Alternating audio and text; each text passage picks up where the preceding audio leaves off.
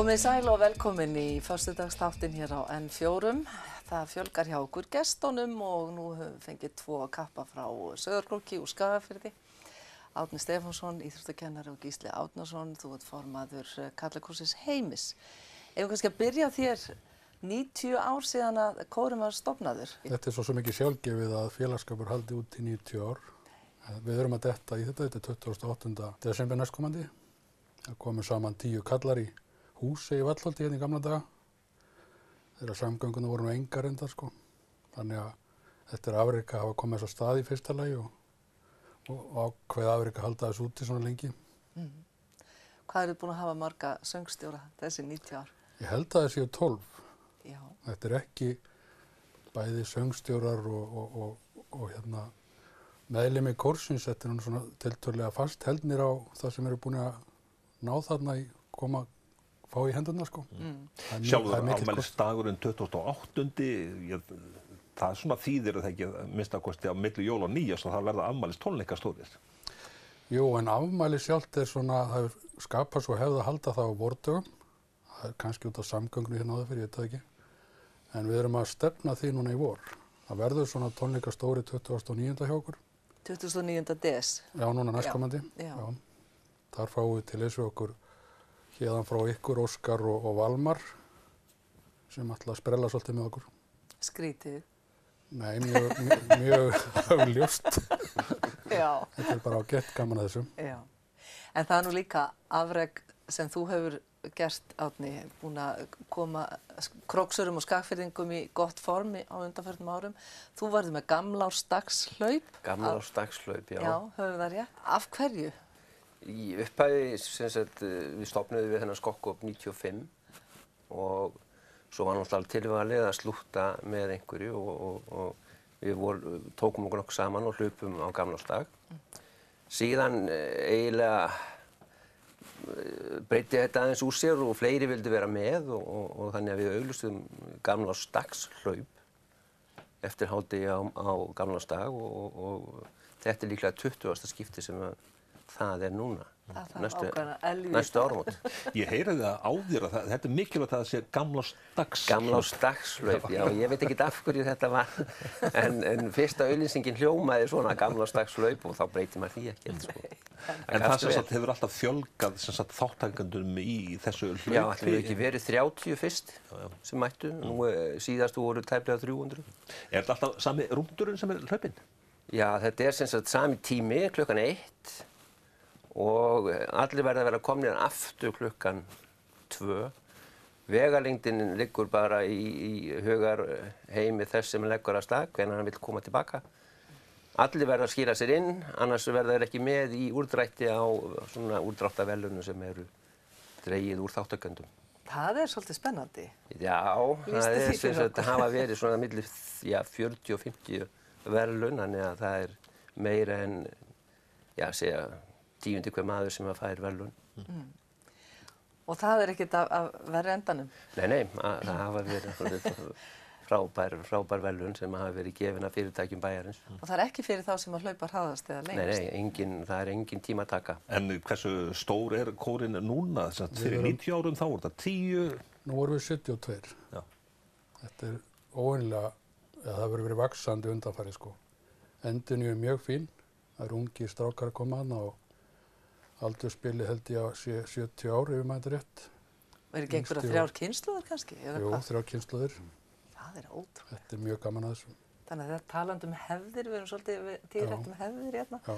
Þetta er bara hefð að vera í Karlakór. Já, og félagskapur náttúrulega skiptir mjög miklu máli. Það var gaman að þessu. Árni, ég ætla ekki að vera kvikindisleg, en hefur þú sungið með Heimi? Nei. Nei.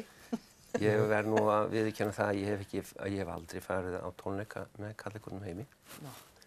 Ég er nú búin að búa í Skagafirði síðan 1982. Já. Ég er alltaf á leiðinni. En það hefur ekki orðið enn. Árni er ekki, Gísli er ekki tækifæri til að bjóða Árna núna. Jú, að sjálfsögðu. Ég á alla diskana. Já, þú átt alla diskana. Já, alla diskana spilaði mikið. Þú er diggur hlustandi. Já, og aðdáandi þeirra. Ég heldur aldrei hlaupið gamlárshlaup, þannig að ég er svolítið út, sko. Þú býður þá formanni Karlakórsins í hlaupið.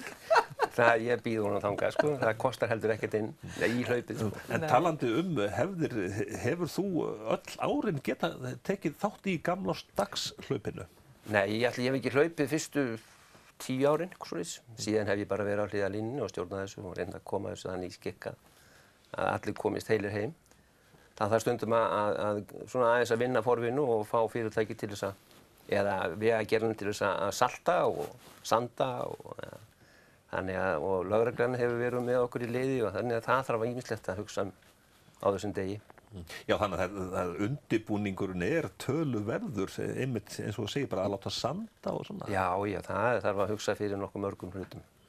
Þannig að þetta nokkrir dagar sem að svona liggja á baki. Hvað hefur þetta gefið þér að ég bara stússast í þessu, hreyfing holl, getur við sagt? Já, hreyfing holl. Ég náttúrulega vinn við þetta. Ég náttúrulega íþróttakennari við framhaldsskólann, eða við Fjölbrautaskólann Norðurlands vestra og við Gísli erum kollegar þar. Og meira segja nemendur okkar að syngja í kórnum hjá honum, þannig að ég veit og fylgist með, kalla honum heimi. En hvað þetta gefur mér? Þetta gefur mér náttúrulega bara, þetta bara mín ær og kýr að sjá fólk hreyfa sig. Mér finnst þetta mjög gaman og meðan að maður hefur það þá heldur maður áfram. Þú hefur líka fengið marga upp úr sófanum á króknum til þess að hreyfa sig. Já, örugglega átt þátt í ýmsu. Já, ég held að það sé óhætt að segja. Og það ekki leiðilegt. En söngur og hreyfing, þetta lítur að fara vel saman. Er það ekki? Ég held það hljóta að vera. En einmitt að fara upp úr sófanum, þeir sem eru í kallakórnum, þeir þurfa nú aldrei að fara upp úr sófanum og sumir þurfa að fara ansi bara langan veg til þess að komast á æfingar sem eru vikulega jafnvel? 2 í viku. Já, 2 í viku. Sko. Og þetta eru talsverðar vegalengdir, menn að keyra kannski 50-70 km leiðina til þess að komast á æfingar. Og þetta er alla stéttir í þessu, þannig að menn hreyfa sig náttúrulega mismunandi innan atvinnunar, það er alla stéttir í kórnum, þannig. Liggur söngskráin fyrir 2009. Á hvaða lagi á að opna? Ég maður nú ekki alveg augnablikinu. Nei. Þetta er svona, við fórum til Kanada í síðasta vor og það litast örlítið í byrjunin á dagskránni, litast svona aðeins af því. En menningarhúsið í Miðgarði, eftir að Miðgarði var breytt, þá varð svona töluverð breyting, eða ekki, þið búið núna við mjög góðar aðstæður. Já, þetta er alveg gjörbylting á bara sviðslistum þarna, eða sérstaklega söng, eða sem sagt þetta er mjög fínt fyrir söngáhuga fólk, sko. Þetta er alveg tónlistarhús á bara landsmælikvarða. En hvernig eru aðstæður á króknum til þess að hlaupa? Ég hugsa að það séu fá sveitarfélög sem hafa eins flotta möguleika til þess að hlaupa í alls konar landslagi eins og við á króknum. Við getum hlaupið til fjalls og við getum hlaupið til fjöru og út á Skaga og hringinn í kringum heim á þessar tjarnir og þannig að við búum við mjög fínar aðstæður og svo þar að auki ef það snjóar að þá er búið að hreinsa gangstéttar til þess að gera, eiginlega strax. Þannig að við búum mjög vel. Finnst þér, ég sem íþróttakennari, er að verða einhver viðhorfsbreyting á, bara meðal fólks, er fólk að uppgöta það, að hreyfing, það er eitthvað sem verður að vera með? Já, það er, ef við tökum 1982 þegar við komum á krókinn, þá voru bara 2 á króknum sem hlupu, það var ég og Þórhallur Ásmundsson. Þið báðir sem sagt. Við hlupum báðir og þá stoppuðu bílar og það voru kannski bændur sem spurðu hvort að við varum ekki tilbúin að koma í göngu fyrir það og hvort það væri ekki betri að nýta þessa orku í það.